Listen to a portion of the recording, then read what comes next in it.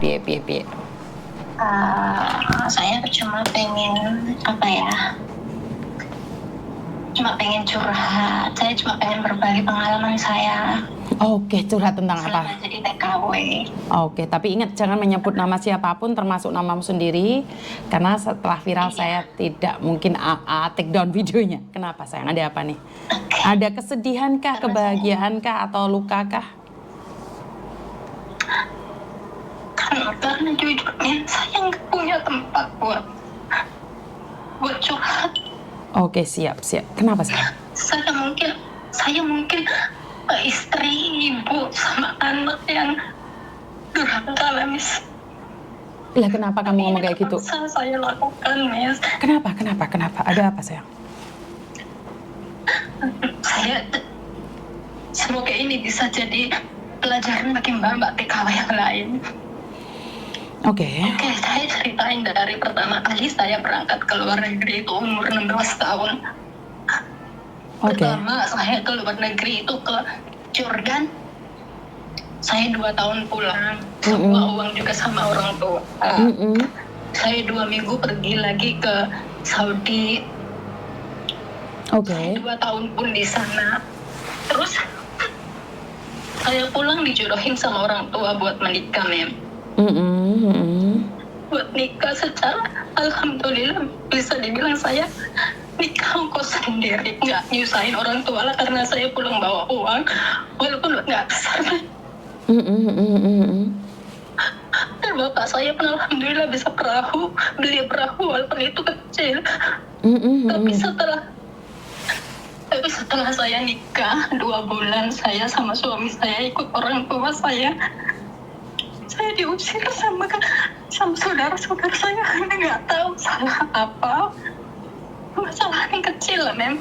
Untuk permasalahan antara menantu tapi sampai ke saya anaknya. Terus setelah itu saya pergilah ke rumah suami saya, demi Allah, Mem. Nggak punya uang, saya 100 perak pun nggak punya uang. Di saat itu saya lagi baru merintis, namanya juga orang baru nikah kan, Mem. Uang semua sama orang tua. Betul. Terus? Nah, terus pas itu saya dulu demi Allah, Mem, saya itu anak yang paling nurut sama orang tua, nggak pernah membangkang ngomongan orang tua. Dinikahin pun walaupun saya nggak suka, saya tetap lakuin, Mem. Terus setelah itu, sedangkan itu posisi saya baru keguguran, diusir sama saudara-saudara dari rumah. Saya jalan kaki, Mem, ibaratnya 2 kilometer lah. Tapi untung suami saya punya 1 SMS. Zaman itu zaman HP masih jadul-jadulnya kan, Mem. Ada 1 SMS, dia SMS ke adiknya, terus dijemputlah dari situ. Tapi demi Allah selama perjalanan saya nangis karena apa, Mem? Mem tahu kan, anak perawan baru menikah itu membutuhkan yang namanya bimbingan. Saya diusir sama saudara saya, orang tua saya pun diam. Karena apa? Mereka merasa itu yang buat rumah adalah anaknya, jadi mereka nggak bisa ngomong apa-apa. Tapi setelah saya balik ke situ dan ambil barang-barang saya, orang tua saya ngomong apa, khususnya ibu saya, nggak ada kok yang ngusir kamu. Ya kok bisa gitu? Ya udah, saya ngalamin, saya pergi ke rumah mertua, walaupun di sana pun saya dianiaya sama saudara-saudara suami. Di sana saya diam karena apa? Sekali saya diusir, saya nggak akan pernah kembali. Tapi saya nggak pernah benci, Mem. Zaman situ saya itu pengen punya anak dulu sama suami. Terus setelah itu baru pengen berangkat, tapi Allah menghendaki lain lah. Saya keguguran dan nunggu 6 bulan saya berangkatlah ke Saudi. Tapi alhamdulillah ke Abu Dhabi itu 2 tahun uang habis sama suami. Tapi saya maafin. Saya maafin, saya nggak cerita ke siapa-siapa karena saya ingin menutupi aib rumah tangga saya sendiri. Kalau orang tua tahu apa nggak rame, ya sudah, saya sendiri yang simpan. Saya masih maafkan, saya masih kasih dia kesempatan. Saya 2 tahun di rumah, alhamdulillah di situ. 1 bulan setelah pulang, terus saya pergi lagi setelah anak saya 2 tahun. Mem, bayangkan, Mem, saya ke Hong Kong pertama kali ninggal anak umur 2 tahun. Nggak pernah saya lepas selama itu, Mem. Sebelumnya nggak pernah saya lepas. 4 tahun tahun saya di Hong Kong, nggak pernah sekalipun 1 bulan pun saya, nggak pernah 1 bulan pun saya melupakan mereka. Nggak even ke mereka itu, nggak pernah sampai utang mertua, sampai apapun itu saya tanggung. Oke. Orang tua pun saya kasih berapapun mereka mau, karena gaji saya di Hong Kong kan besar. 4 Betul. tahun saya di Hong Kong ya. Bisa bikin rumah ya, alhamdulillah besar lah rumah.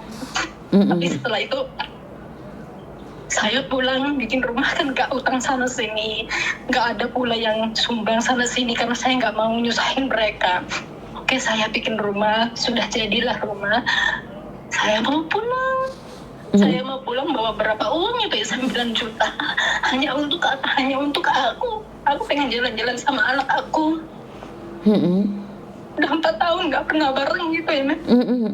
Pas aku pulang ternyata ada yang samperin aku, katanya kamu rumah belum, penting kamu belum bayar loh.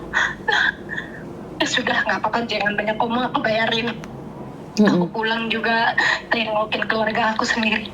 Ya Allah, buat para mbak-mbak TKW, simpen uang kamu. Kalau kalian pulang, usahakan bawa uang besar biar kalian dipeluk, ketemu orang tua kalian. Jangan kayak aku. Oke. Aku datang ke depan pintu pun ibu aku sama sekali gak gerak, karena tahu aku gak punya duit. Aku cuma kasih 500.000, itu pun uang adanya cuma segitu. Oke. Aku masih ada-adain buat mereka. Oke. Setelah itu saya pergi ke sini dan yang namanya Zoo. Oke lah, saya lupain itu semua. Saya pengen intinya aja sekarang di sini. Saya sekarang di Singapura. Orang rumah tangga itu bukan hanya cuma punya istri, punya suami, tapi punya suami juga punya istri. Kita butuh saling terbuka, bukan? Betul. Tapi ini enggak, men. Maksudnya?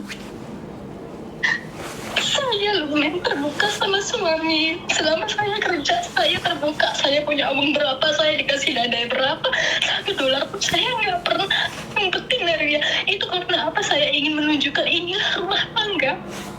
Betul. Kita tuh harus saling terbuka. Betul. Tapi dia selama di rumah kerja pun nggak pernah ngomong sama sekali sama saya. Ngelaktor itu uangnya itu nggak kecil. Anak masih 2 tahun, tapi saya diam. Oke, yang penting mereka nggak kekurangan. Tapi setidaknya saya itu nggak harus nanya, ngomong lah sedikit ya, bunda saya itu punya uang segini, tapi saya kasih buat ini, kasih buat itu. Nggak apa-apa. Oke. Saya hanya ingin terbuka gitu. Terus pas itu, dan sekarang saya posisi di Singapura. Di Singapura waktu pertama saya kesini kan baru potongan. Sedangkan orang Singapura itu potongan gaji itu 6 bulan sama sekali nggak punya uang, men. Semua dipotongkan. Terus gitu, itu si suami saya itu ngomong gini, anakmu katanya pengen HP, saya HP itu katanya udah rusak. Oke, saya kerja mati-matian di sini, memang part-time, saya terpaksa part-time hanya untuk 1,5 juta.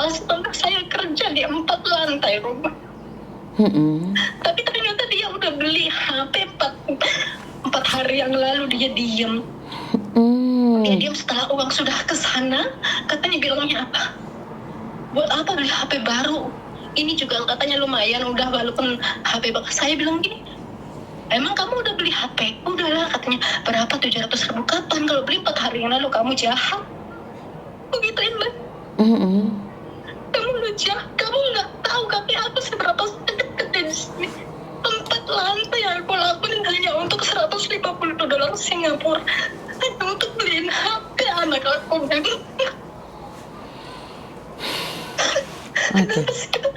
Itu masih wajar, aku masih maafin.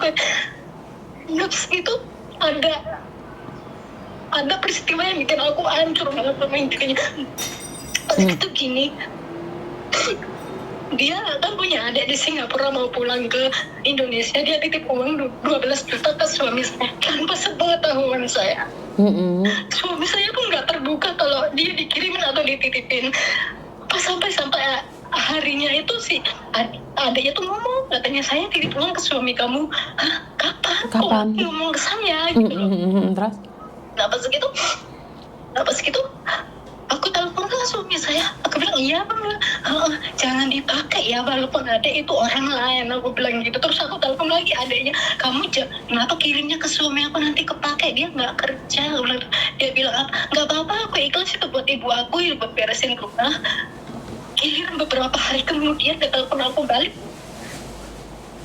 katanya maksudnya mbak maaf itu katanya nanti uang aku kalau habis siapa yang mau ganti lah, kan bukannya kamu katanya buat ibu kamu dananin rumah, kalau habis juga ikhlas buat orang tua sendiri. Gitu. Sekarang aku minta datanya sama aku, ya enggak, aku giniin lah, kamu kirim ke kakak kamu tanpa ngomong sama aku. Sekarang kalau misalkan habis kamu minta aku yang ganti, aku dulu udah gantiin utang orang tua kamu ke kakak kamu, aku ikhlas. Kalau kayak gini aku diperalat, aku bilang kayak kan gitu.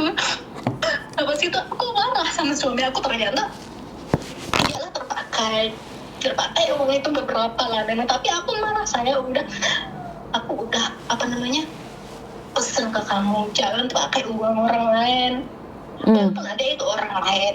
Nah pas itu akhirnya dia marah nggak jelas, itu akhirnya aku ungkapin semua kesalahan dia, apa kamu nggak pernah tepat janji ini segala macam. Dan dia ada satu momen yang bikin aku marah besar, karena dia nyalahin orang tua aku, sampai orang tua aku yang udah nggak ada pun sayang sama dia. Itu berarti katanya ajaran orang tua nggak baik. Ajaran orang tua nggak baik apa? Kalau utangmu sendiri waktu menikah harus yang namanya ijab kabul harus dilunasin, iya nggak mem? Betul. Itu sebuah hutang saat pernikahan sampai 12 tahun, masa iya sih nggak bisa? Sedangkan aku 4 tahun di Hongkong nggak pernah putus kirim uang, masa iya sih hanya untuk beberapa aja nggak bisa? Itu loh mem. Ya pas itu yang ngomong kayak gini mem, kamu itu bukan orang tua yang baik, kamu itu bukan ibu yang baik, kamu itu bukan istri yang baik. Kenapa? Karena aku kan selalu kerja cari uang bikin.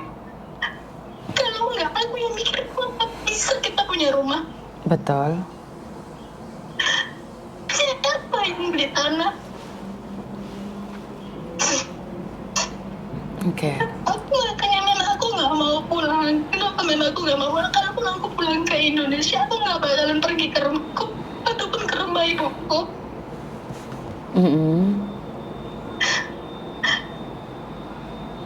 Aku udah ngerasa dibuang memang. Aku kadang mikir ya, hidup aku ini udah nggak ada artinya buat apa sih aku hidup. Aku kadang mikir aku pengen loncat aja kalau aku udah